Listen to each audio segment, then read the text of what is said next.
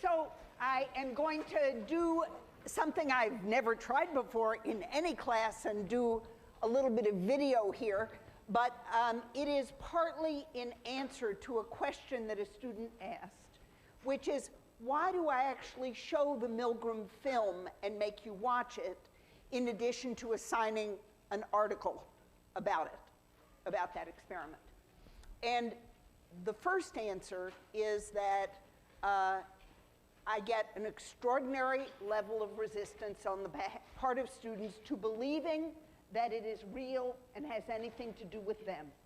And I just do not think that you can absorb what you are seeing there unless you actually see it. So I think, and then the second reason, and this I hope will become relevant later, is that in the film you see an extraordinary level of detail that gives you ideas about what's happening that aren't discussed in the article. So you can kind of go beyond, there's more evidence, richer evidence there to think with.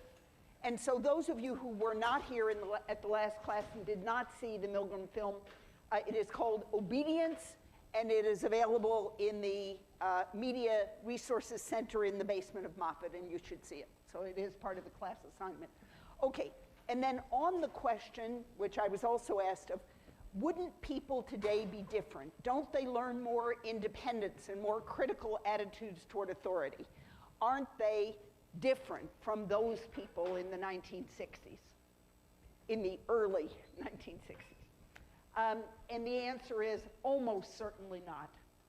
Those experiments cannot be repeated because human subjects committees would no longer allow it. So they won't be repeated in exactly that form, but there are enough real-world examples, and I'll try to explain why it wouldn't be different. But first, I'm going to show you this video clip, and the video clip actually comes after the first slide, but I am not technologically adept enough. The video clip may not happen at all.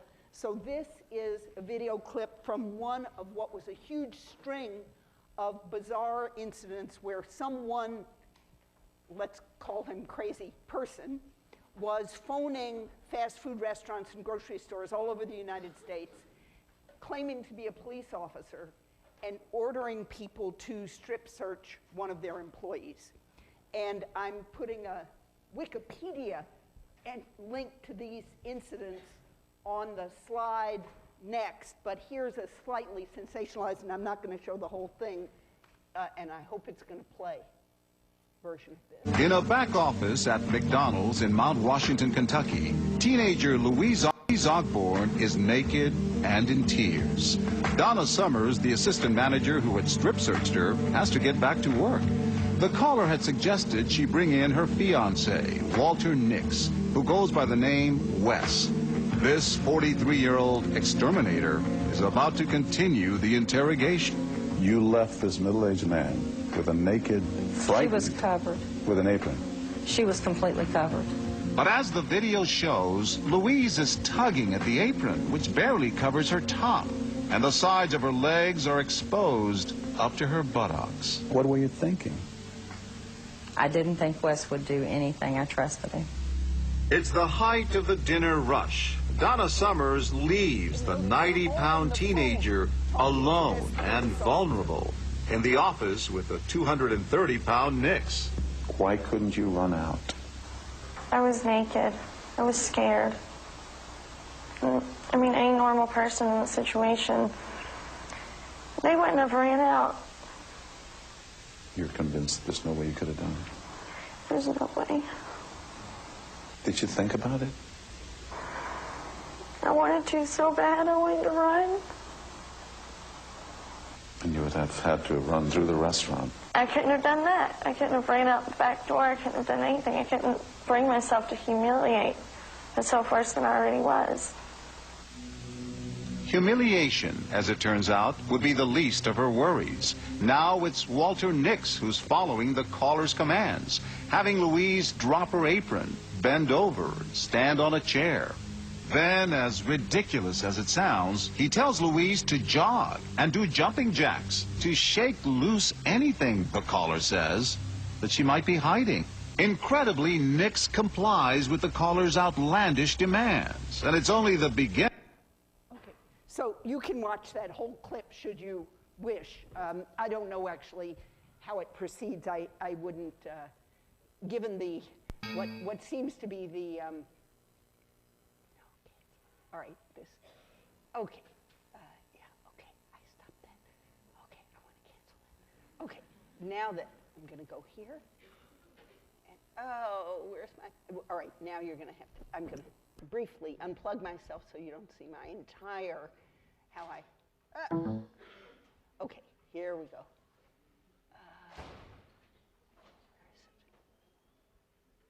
Oh no, it's not this one. All right, just a sec. Here it is. Okay, here's the real lecture. Wonderful. Okay. So here we go.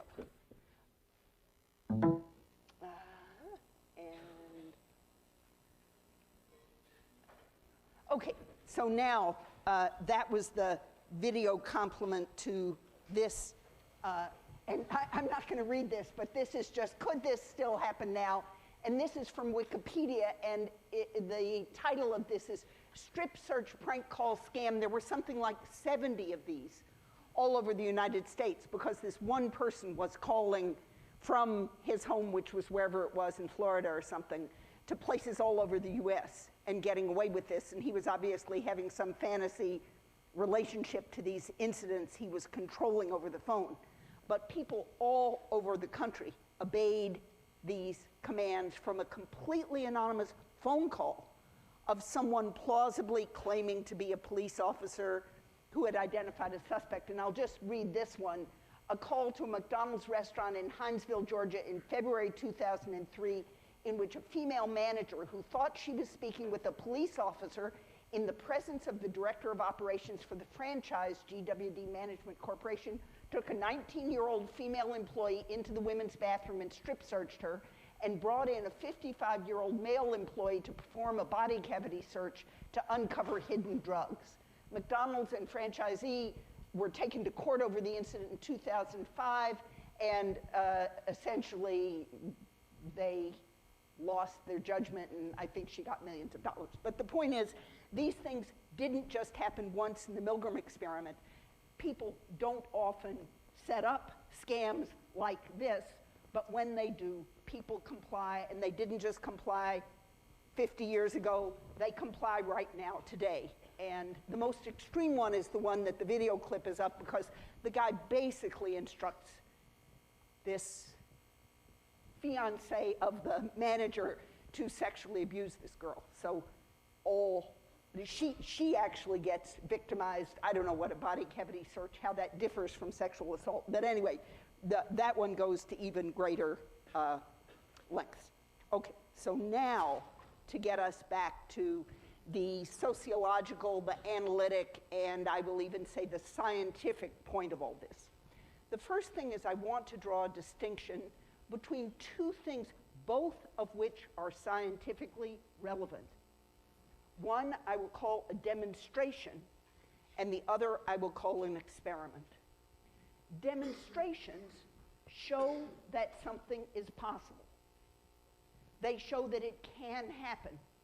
They can be enormously important in scientific discovery or sociological theory, because if you show something can happen that everybody kind of believes couldn't happen, you have shown that a number of your existing theories can't be true, right? So if you have the theory that revolutions happen only when people are being persecuted, and a revolution happens in a place where people are completely doing well and just doing better and better, and they only want to do better than that, then you have to revise your theory of revolutions, right? Because it can't, the one you're working with can't be right. And demonstrations can have extremely important scientific effects. I'm somewhat making this up. I'm totally making this up, but let's imagine the following, that in 1750, someone was treating someone who was deathly ill with a horrendous pneumonia, dying at a very rapid rate, declining, raging fever, and by mistake, they fed that person a piece of moldy bread. and suddenly the fever abated, right? That would have been a demonstration, maybe even a strong demonstration, that something maybe in moldy bread can cure people. And I'm imagining that's the discovery of penicillin. I'm sure that's not exactly how it is, but penicillin is derived from a mold. I don't want to dismiss demonstrations, but they are not truly the same thing as experiments. So some of you know about the Stanford prison experiment. The word experiment gets used very loosely, but a demonstration is not a true experiment because the researcher does not actually have an independent variable in mind that she or he is testing to understand its effect. And a true experiment requires that you have some theory of what is causing what. And the experiment always has to vary the thing you think is causing something. And the reason experiments are good is because you try to control for everything else, right? And see whether the independent variable is related to the outcome. So again, if you imagine this person in 1750 might not have been able to replicate whatever it was in that mold and might have poisoned 25 other people trying to mold them into health, right? Modern scientists would take apart that mold and see which chemicals, and then they would do true experiments, which would be, they of course wouldn't start with human beings, they would start with mice or something, but let's imagine they could do it in the hospital. They would take people who are ragingly sick with the same kind of illness and give the penicillin derivative to half of them and a placebo that looked and tasted and smelled and was delivered exactly the same way the penicillin was. And if the people who got the penicillin got well and the people who didn't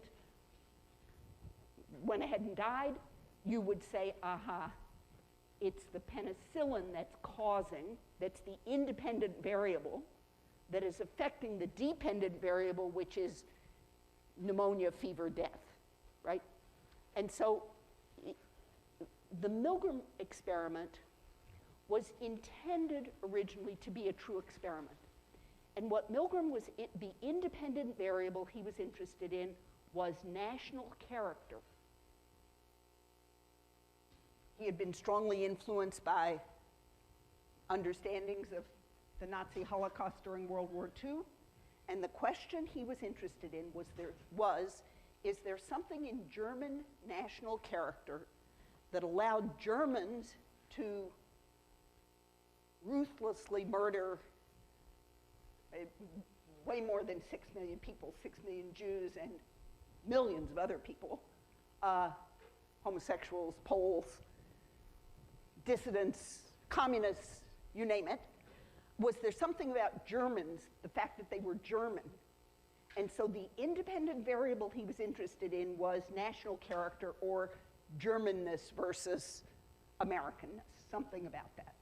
And so his idea was he would develop this fantastic experimental design, he would test it in the US, and then he would run the same thing in Germany. And he literally thought he would get 1%, 0.5% compliance in the US and twice that in Germany. So if you got 1 in 200 people complying in the US and 1 in 100 people complying in Germany, that would really show a difference in national character. That is what he thought he was doing. That is the experiment he started with, a test of national character on obedience. And let me just, as a parenthetical footnote, he and other people, I guess it wasn't even he, a guy named Solomon Asch ran a series of conformity experiments that were much easier to run. Those still can be run, where you have people either look at a line or listen to a tone, and then a bunch of other people tell them that the tone, they have to match 2 tones. And a bunch of other people tell them that 2 that are clearly different are the same. And so how many people cave in and either perceive them as the same? They do it with lines of different lengths and with tones. And about half of people, actually, if everyone else says the 2 things are the same, you either see them as the same or say they're the same, no matter what. But that does vary a little by country. So you can test national character differences in conformity with a fairly straightforward experimental design. So that's what Milgram was studying. And then when it blew up and he got basically 60% of people conforming 100% to the commands of the experimenter. So again, if you saw the film, they not only go through these excruciating protests, and one reason I wanted you to see the film is they clearly believe this is real. They are not just sitting there saying, oh, experiment, who cares, blah, blah. They are deeply engaged in this situation, and well over 50% go all the way to the end, which means that they continue to press that last button until the experimenter tells them to stop, right? That's what full conformity means. Well, then that turned this experiment into a demonstration, right? It was intended as a real experiment, but when you get, it's like feeding the piece of moldy bread to the patient and you didn't mean to do it, but suddenly the person jumps up and gets well. You've got something you didn't expect and you don't understand. And that's what happened to Milgram.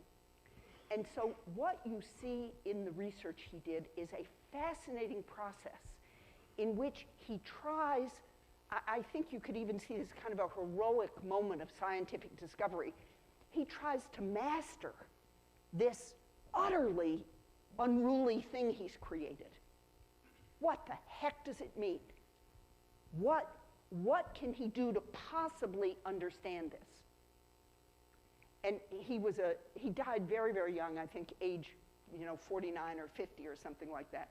But he was a brilliant experimentalist. He's also the guy who created the small world experiment, so the 6 degrees of separation. He invented that. He discovered that. And he did it, this is a footnote, but he found a person, like an actual person, guy I think was a divinity student somewhere in Vermont.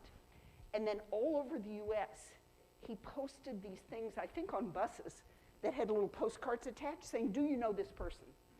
Or maybe they mailed it to random people. I've forgotten exactly. I think they mailed it, actually.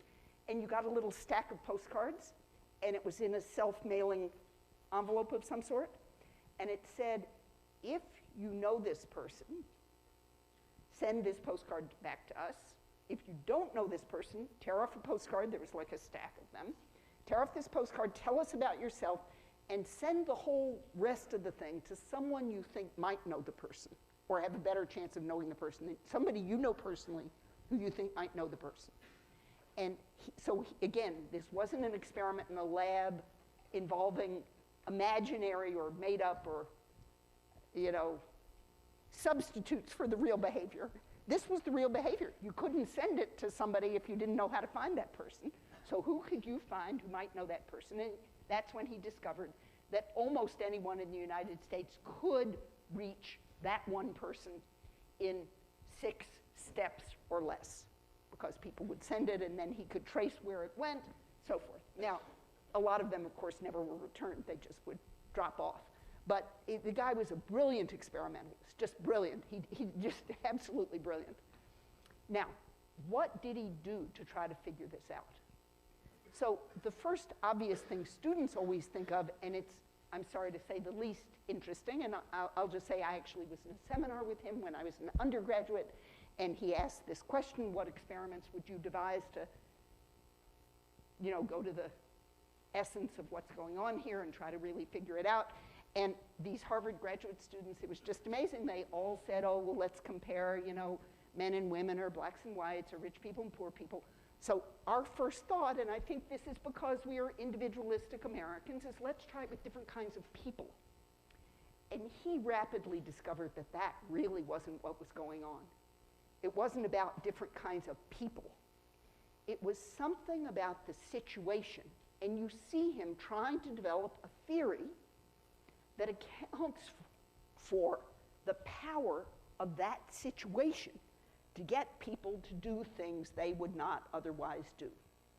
So the first efforts to understand the situation are the ones that you read about and the ones in the film, where he looks at distance, some kind of psychological distance to understand the hold of the experimenter, and he looks at the authoritativeness of Yale. And I'm sorry getting the film started turned out not to go smoothly, and so you just missed about, those of you who stayed to the end of the hour missed only the last 30 seconds in which he says, if an anonymous experimenter could get all these people to subdue and torture an unknown person, think what government with its greater power could do. That is basically, and it ends with a flag and images of kind of scary patriotism. But the most fascinating of many fascinating things in that film, one of the most fascinating, is that thing right at the end of what the office looked like in downtown Bridgeport, which was just this, Research Associates, Inc. in the middle of this kind of depressed-looking strip of stores, in the middle of anonymous Nowhere USA, in the middle of nothing. And they basically got almost as high a level of conformity there, or obedience, I should say. And I thought that. So he did two really interesting things, neither of which really clarified what was going on. And what you see in the rest of his work on this problem, and this isn't the only thing he worked on, is his attempt to get a better theory that allowed him to run a series of experiments that actually tested the independent variables that were governing the situation he had created. And this was work of many, many years. So you see him, first they see if different kinds of people behave differently. That's clearly, it's not about individual psychology or even cultural background or education or anything like that. Those are basically minor. There are some differences, but they don't change the big finding, which is about half of the people go all the way to the end and obey completely. And these variations in distance and so forth that you saw in the film and you read about, they tell you something, but they don't really, so that image of fields of force is kind of, well, it's okay, but it's not terribly enlightening. And then you see later, and he published a book on this called Obedience to Authority, which you're welcome to get. It's very short and very, very good. He begins to get hold of what it is about the authority situation itself that creates its extraordinary power. And these experiments are completely amazing. And I'm going to tell you about only a few of the variations. They ran 20 people in each of the variations. And here, finally, they start to get the kind of massive differences. You get no obedience in this condition, and you get the usual 50 or 60% in the other condition. So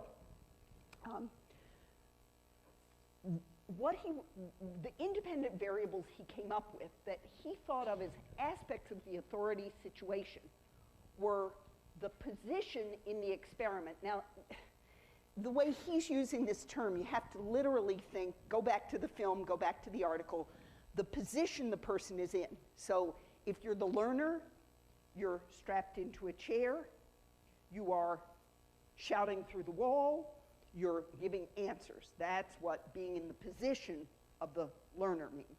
If you're in the position of the teacher, you're the one saying, here are the words you need to know, and here's the right answer, and giving the shocks. And if you're in the experimenter position, you're the one giving the orders. So you're the one saying, here's how you do the experiment, here's the sheet, you need to do this, and when things start to go bad, go badly, I guess, but go bad is actually, I think, correct. When they start to get very bad, you're the one who says you must go on, you must continue. So that's one set of, he sees the situation as divided up into these three positions. It also is divided into roles, and roles are the role of scientist. So that's the one who wears the white coat and looks authoritative and, belongs to the research organization. There is also the role of common man. And both the teacher and the learner are common men, right? And then the third is the actual action the person's performing. And that is giving commands, giving shocks, being shocked. So he tries to take the authority situation apart and vary those things independently. And here's where his experimental brilliance comes in. How do you do that? How do you take a situation apart and turn it into a set of different independent variables that you can vary? Well, one thing he does that is, I just think, unbelievably brilliant is that he sets up the same situation, except at the beginning, the learner, who remember is a paid actor, says, gee, I don't know quite how this works. Would you, he says to the experimenter, try this first? And so if you'll show me how to do it, like you get in the chair and let's see. And then he, who is by status a common man, right, is in the position of experimenter, right? So the guy in the white coat is in the position of being shocked, and the person giving the commands is the common man. And the actions are the same, but they're assigned to different people. That's basically the setup. What happens? No one will shock the experimenter. No one will, after he protests. I mean, before he protests, no problem. But as soon as they're in a situation where the common man is saying, keep shocking him, and the experimenter is saying, no, no, don't shock me, they stop. So, So it's not that anybody telling you something will get you to conform. It's not that there's something about sadism, people like doing this, so the action doesn't, being given a command doesn't in itself do something. It's something about the, well, it's something about the status, being a scientist that makes this happen. Then they do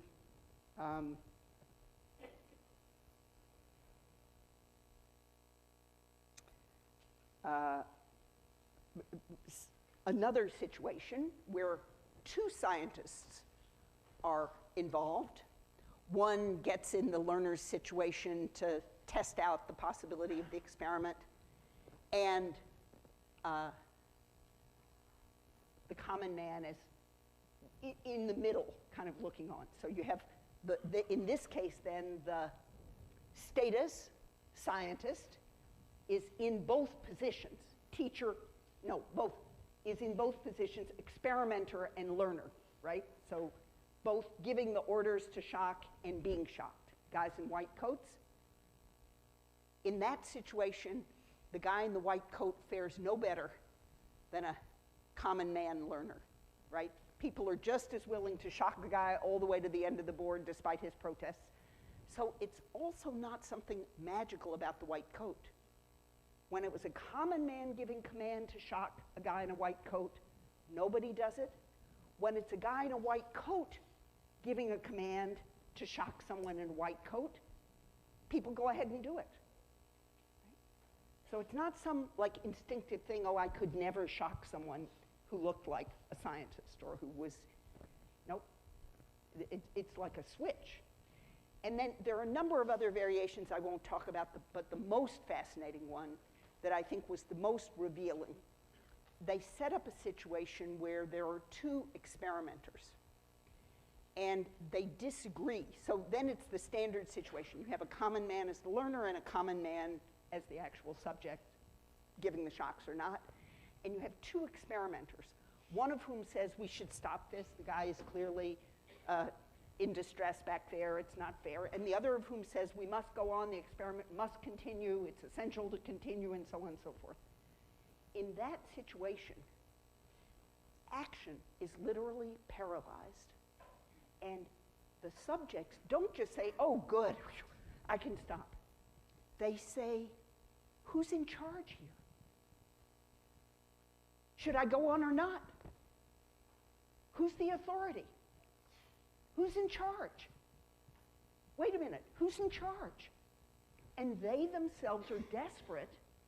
So we think of authority as this kind of alien thing that's imposed on us, these evil people who order us around and we're super independent and we're not going to listen to those bad authorities. No, no. People's reaction to this is action is completely paralyzed because they cannot figure out who's in charge. And they, I don't know how to put this, but expect, need, want, understand that they can't figure out what to do in the situation until they know who the authority is. And clearly, authority, to be authority, has to be hierarchical, right? You can't have authority in which, oh, everybody has his or her own opinion and some people say do this and some people, then it's not authority. From their point of view, the situation requires that somebody be in charge. So what you begin to be able to understand from this series of experiments, and again, I am only giving you just a tip of the iceberg type summary, is how authority situations themselves are organized. And they are organized, I think, in the following way, which is that someone has to be in charge. And then people use social signals to decide who the authority really is. So they might use the signal of a white coat, particularly in a situation where these people claim to be scientists. They might, however, just use gender. So you walk into a room and you don't know who the teacher is. At least someone of my generation, even a woman, might look to the older, most dignified-looking male person in the room and say, oh, are you the professor? And I would be aware that it might be, you know, the young Asian woman, it might be the middle-aged white woman, it might be the young black man who's really in charge, but I might look to the middle-aged white guy. And just sort of, that's a mistake you would make, like, until you really taught yourself to be PC. And if that signal weren't available to you, so it was a whole room full of people, all of whom were middle-aged white women, you might look at the one who was slightly better dressed, or simply carried herself in a more authoritative-looking way. And then if that person said, I'm Meg Whitman, and this is my corporation, and I'm going to run things, you would understand that she was in charge there. So the authority does not rest in the person or the person's characteristics, this role, and it doesn't exactly rest in position either, but both those are used as signals of who is actually in charge. That's why they matter. And that's why it matters to change people's perception, but the situation is what requires that someone be in charge. And just let me say, what if you came to class here and there were two people on day one claiming to be your professor? You wouldn't say, oh, I'm an independent human being and I'll choose and I'll decide who to listen to. You would say, you would run off to the administration and say, my God, we have a crisis here. Either bring the campus police so that the one who's the crazy person who's challenging the other person's authority can be dragged off because she has no legitimate right to be teaching here. Or you would say, wait a minute, where's the dean, where's the chancellor, where's whoever it is who can tell us who's really in charge, right? It wouldn't be, do you see? So I think the whole way we read that Milgram experiment is actually wrong. We're all hung up on who's going to defy authority and be noble and make the right decision and not hurt someone. And yes, these are extremely important things, and you can go read Hannah Arendt or somebody about people who defied the Nazis in World War II. But what really this shows us is about the nature of the power of situations in general and of authority situations in particular, and how fundamental they are to organizing much of our ordinary social life. So this is my next big point. which is Milgram developed a language that actually, even though people don't use his terminology very often, these issues have become more and more important in contemporary psychology and social psychology, which is the notion that people actually move easily back and forth between what he called an autonomous and an agentic state. And what he meant by agentic is not what you would say, oh, I'm very agentic, I can do things. He actually meant that you are subject to someone else's authority. So what he recognized, and it's just so clear here, is that while you were in this classroom, I have considerable control of your behavior. You mostly sit quietly. You mostly don't look at your Facebook or whatever on your computers. Maybe you are, but I have actually not yet been distracted by that. Although if I look around and see people who clearly aren't listening to a word I'm saying, then I might be worried a little bit. But mostly, you stay quiet, you don't disrupt, you don't suddenly decide that you don't like the situation and you won't accept my authority and you will, stand up and sing a song by yourself or, there are millions of other probably more enjoyable things you could be doing with your time. The classroom's a little warm today. And yet, almost all of you are, thank God, sitting quietly, respectfully, politely, listening, and many of you taking notes and so forth. The minute the bell rings, or indeed a minute or two before, which I don't like one bit, but there it is, you will fold up your notebooks and leave. You would eventually fold up your notebooks and leave if I kept talking after the hour, especially if you have another class, and you would say, basically, her right to control my behavior ended at 11 sharp, and now I'm not subject to her authority. And certainly, if you leave here to go get a snack, you're not waiting for me to tell you what to eat, right? You don't need me a bit. You can decide absolutely by yourself where to go next, and if you don't have another class to go to, you can decide whether to go to the library, hang out with your friends, sit on the grass and listen to your iPod. Many, many, many choices, and you don't have any trouble at all going back and forth between the situations in which you are subject to someone's authority, which happen all the time on a regular basis as an ordinary part of your life. And if you weren't good at figuring out and fitting into and obeying authority situations, you would be in a boatload of trouble.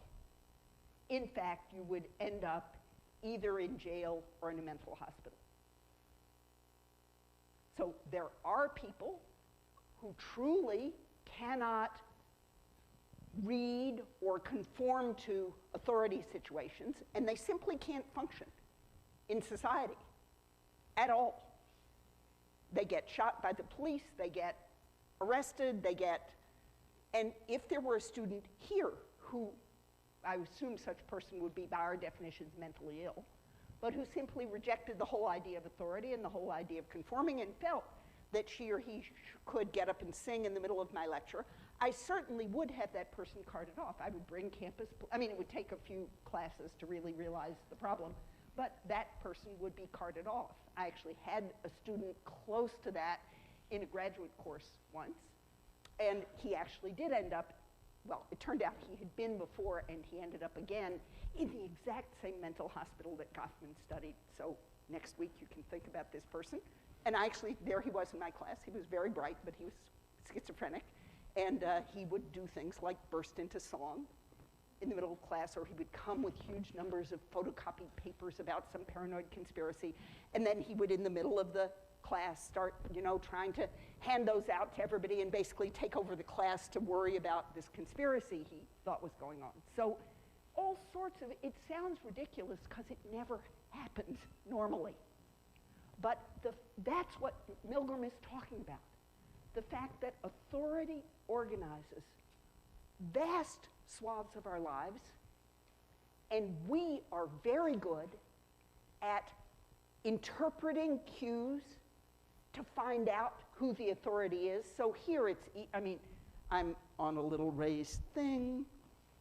Well, I wouldn't say I'm much better dressed, but I'm slightly better dressed than your average student. And if it weren't a teaching day, I wouldn't be. That is, I would wear jeans just like any normal person. But I stretch my wardrobe concept for your benefit. And most important, I know I'm the one in charge. I come in and say I'm in charge. I did this even when I was a very young teacher and looked basically, didn't have any money and looked just like everyone else. But I managed to, it was harder, actually. It was harder to get students to believe I was really their professor. Actually, one of my first big lecture classes at Berkeley, but this was when I was actually a graduate student, somebody literally put up his hand in the first class and said, what are your credentials for teaching this course? And I thought, I was a woman, and I just had to, handle it. So ask any school teacher about authority and authority situations. It's an effort, and one reason you made it into Berkeley is that you're good at, and that's not a criticism. It's a strength. Authority situations are part of the fabric of all of life. Now, this is related, and I was saying that contemporary social psychology has gotten very interested in the idea that people are actually in different states, psychological states, at different moments. And these categories don't exactly map onto autonomous agentic.